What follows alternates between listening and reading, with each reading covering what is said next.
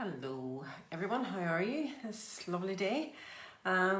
So today I am talking about weight loss, which is probably no surprise as my Nutrition for Happy and Healthy weight loss program is starting next week, next Thursday.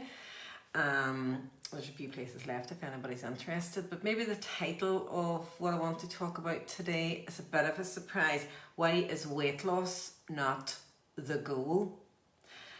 And this can sometimes be a hard one to get your head around and a bit of a weird one for me as well. You might think, because the weight loss program is starting and I do this every 8 weeks and it's one of the things that I help people with.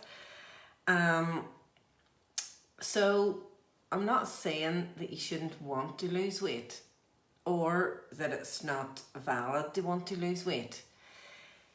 Even though there's a lot of nutritionists and many in the sphere of health and in the health industry that suggest now that we should just try to eat well and live healthily, and that focusing on weight loss can be fat shaming or contribute to negative body images. And don't get me wrong, with some weight loss companies, with some weight loss approaches, that can be the case. And I totally get it that as a society and a culture, fat shaming is an issue, as is body image and feeling that your worth is your size, particularly female body image. However, I think that we are at risk of almost turning the tables the other way, in slim or thin shaming, making the desire to lose weight or the wish to lose weight something that people shouldn't have, whenever actually nothing could be further from the truth at the moment. The world as we know it is in a health turmoil, and those who are overweight or obese are amongst the highest at risk of serious COVID-19 symptoms and slower recovery. So now more than ever, getting as close as you can to a healthy weight and maintaining that is important, because without doubt there will be a COVID-20, there will be a COVID-21, there will be a COVID-22. Things like this are going to be around. And it's not only COVID, of course. Being overweight puts us at risk of tons of serious health issues, heart issues, diabetes, joints, blood pressure, cholesterol, loads of things. So how you achieve that weight loss is very important though. The approach, so that it's not shaming, so that it's not filled with guilt, things like that, so that if you need other levels of support, that's there. The guidance, the food that you eat, the lifestyle, all of that makes a difference. But if you are overweight and want to lose weight, be assured that that is a valid and health-seeking desire.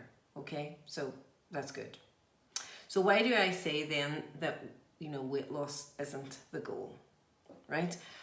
Because sometimes you need to turn it on its head a wee bit so that you don't get sucked into going down this rabbit hole of having to lose a pound a week, or what happens if I don't lose the pound a week, or whatever, right? Because whenever you get right down to it, weight loss is or can be, right, is really the vehicle that gets us to our goal.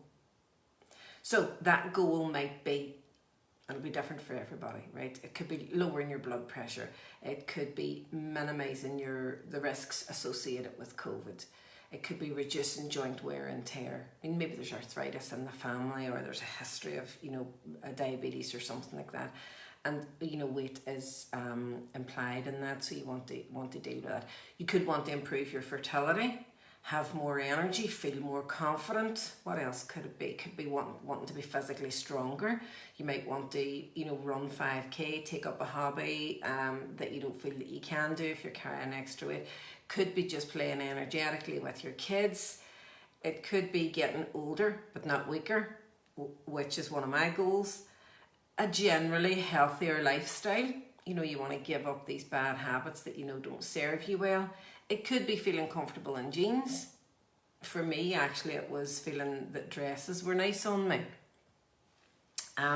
It could be that you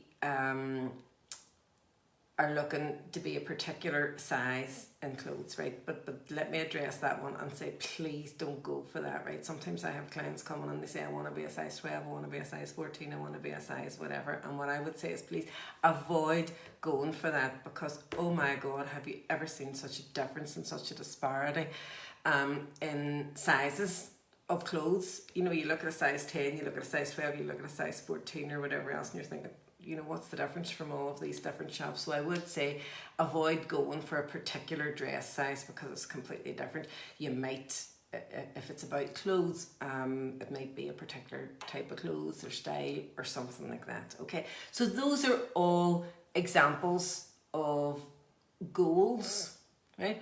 And it's generally about something that you want to do or some way that you want to feel. Okay. So whenever clients will come to me and they'll say, so my goal is to lose 2 stone or a half a stone or 3 stone or whatever it is, okay, I suggest to them that it's worth examining. And the questions that I will ask will be, well, what does that look like? What does it feel like to you? How will life be different when you've lost that? Okay, and there we have it. That's your goal. So whatever that answer is, and it sometimes is not always as easy as that, and there might be a couple of things, well, I want to be this, this and this, you know, but hold on to that, write that down. That's your goal, okay? And here's another thing. You may actually be able to achieve some of those things before you hit that weight loss goal. So say, for example, we take the 2 stone goal, right? Okay. And you say, I want to lose 2 stone. That's my goal.